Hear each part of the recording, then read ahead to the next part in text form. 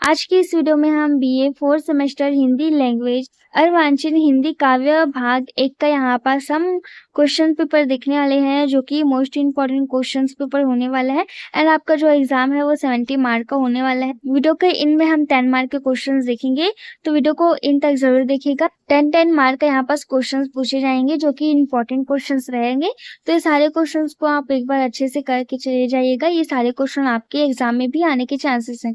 अगर अभी तक आपके यूनिवर्सिटी में BA 4th semester Hindi language का अभी तक एग्जाम नहीं हुआ है, तो ये क्वेश्चंस पेपर आपके लिए है। इंपॉर्टेंट क्वेश्चंस पेपर है। ये क्वेश्चंस पेपर को एक बार जरूर देख के चले जाइएगा। एंड आपका इंग्लिश कम्युनिकेशंस का एग्जाम कैसे गया वो कमेंट में जरूर बताइएगा। तो यहाँ पर से हम फर्स्ट देखेंगे, वस्तुनिष्ठ प्रश्न यहाँ पर दे दिया गया है। 10 क्वेश्चंस दिए गए हैं, सभी प्रश्नों के उत्तर दीजिए यहाँ पर बोला गया है। एक वाक्य में उत्तर दीजिए यहाँ पर बोला गया है। ठीक है, एक वाक्य में उत्तर दीजिए यहाँ पर बोला गया है। तो यहाँ पर फर्स्ट क्वेश्चन देख सकते हैं, मैथिली शरण गुप्त को राष्ट्र कवि की उपाधि किसने दी? किसने दी आपको तो मालूम होगा, आपने पढ़ के गए होंगे तो आपको मालूम होगा। राजा ने अपनी रखवाली की किस कवि की संरचना है? तो यहाँ पर आपके गाइड में दिया होगा ये सारे एमसीक्यू क्वेश्चंस। तो ये सारे एमसीक्यू क्वेश्चंस का आप अच्छे से देख लीजिएगा।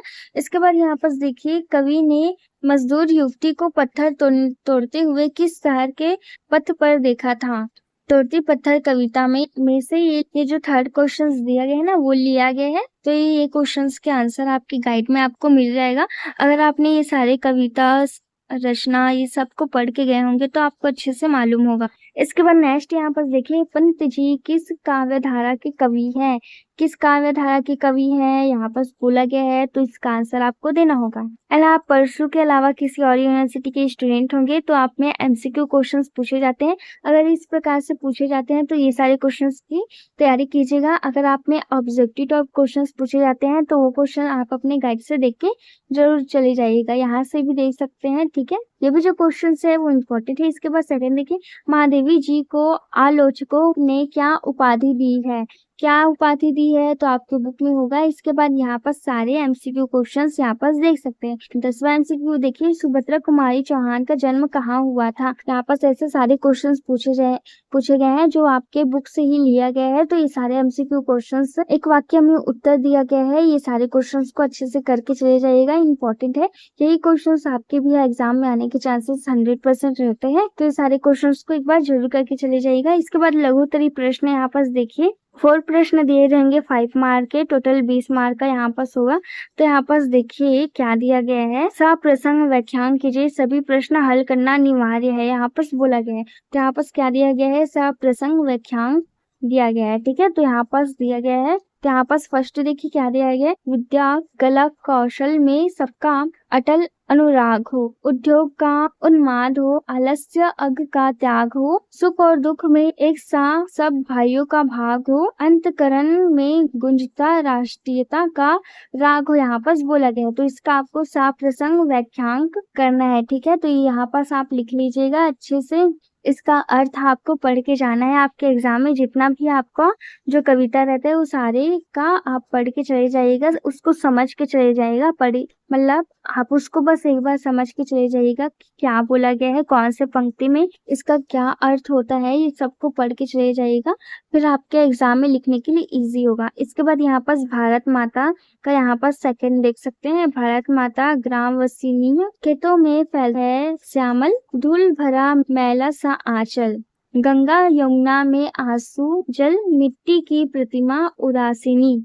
यहाँ पर सेकंड पंक्ति आप देख लिए हैं, इसका भी प्रसंग आपको लिखना है। इसके बाद इसका थर्ड यहाँ पर फोर्थ देख सकते हैं। ये क्वेश्चंस को आप अपने गाइड से मैच कर लीजिएगा। तो यहाँ पर 4 क्वेश्चंस दिए गए हैं, चारों के आपको उत्तर लिखना होगा, तो आप अच्छे से लिख लीजिएगा। इसके बाद हम देखेंगे सेक्शन बी, यहाँ पर देखेंगे जो कि आपके 350 शब्दों में लिखना होगा।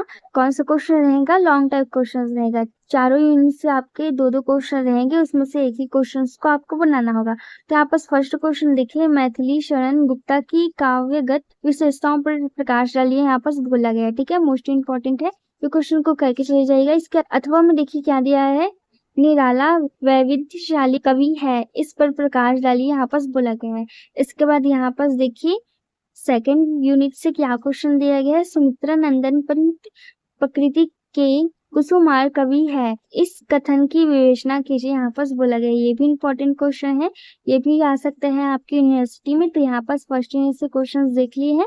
सेकेंड यूनिट के अथवा में देखिए क्या दिया है, महादेवी वर्मा के काव्य में विरहानुभूति की विवेचना कीजिए।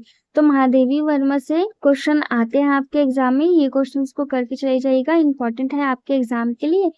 तो यहाँ पर फर्स्ट एंड सेकंड यूनिट से क्वेश्चंस देख लिए हैं, ये क्वेश्चंस को अच्छे से करके चले जाइएगा, इंपॉर्टेंट है दोनों क्वेश्चंस। इसके बाद नेक्स्ट यहाँ पर थर्ड यूनिट से देखिए, प्रसाद जी छायावाद के प्रतिनिधि कवि है। सो उदाहरण समीक्षा कीजिए, यहाँ पास बोला गया है। बीए वाले ध्यान रखिएगा, यहाँ पास ये क्वेश्चंस को करके चले जाइएगा, इंपॉर्टेंट है ये क्वेश्चंस, आपके एग्जाम में भी आ सकता है ये क्वेश्चन, तो ये क्वेश्चन को करके चले जाइएगा। इसके बाद यहाँ पास देखिए, प्रयोगवादी काव्य पर प्रकाश डालते हुए अज्ञे की भाषा शैली का वर्णन कीजिए, यहाँ पास बोला गया है। तो ये क्वेश्चन थर्ड यूनिट से लिया गया है, तो ये दोनों क्वेश्चन को करके चले जाना इंपॉर्टेंट है। इसके बाद यहाँ पास फोर्थ यूनिट से मक्खनलाल चतुर्वेदी के काव्य में राष्ट्रीय भावना के स्वरूप की विवेचना कीजिए, यहाँ पर बोला गया है। तो ये क्वेश्चन को भी करके चले जाइएगा, इंपॉर्टेंट है ये क्वेश्चन। इसके अथवा में देखिए, सुभद्रा कुमारी चौहान के काव्य में वात्सल्य और राष्ट्र प्रेम का वर्णन कीजिए, यहाँ पर बोला गया है। तो ये क्वेश्चन यही तक है आपका, ये सारे क्वेश्चन इंपॉर्टेंट है, ये सारे क्वेश्चन को एक बार जरूर करके चले जाइएगा,